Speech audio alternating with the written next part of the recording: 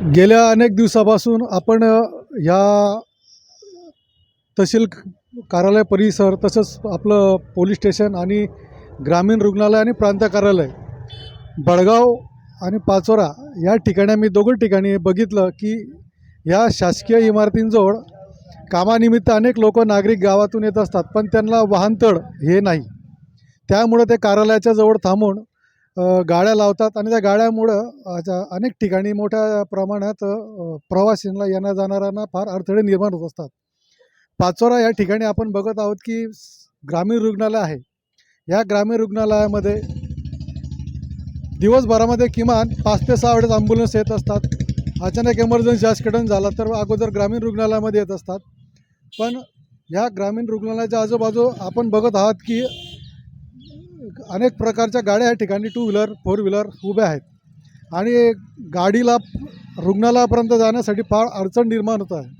तर मी संबंधित अधिकारी पदाधिकारी आणि शासकीय तसेच आपले प्रांताधिकारी तसेच तहसीलदार आणि आपले पाचोरा स्टेशनचे PI साहेब यांना मी तालुका माझा न्यूजच्या वतीनं एक विनंती करतो की आपण जर ह्या ट्रॉफिकवर जर आपण लक्ष दिलं आणि या ठिकाणी ज्या 2 व्हीलर 4 व्हीलर लावल्या जात आहेत याच्यावर जर नियंत्रण आणलं तर या ठिकाणी मोठा घटना होण्यापासून आपण थांबू शकतो.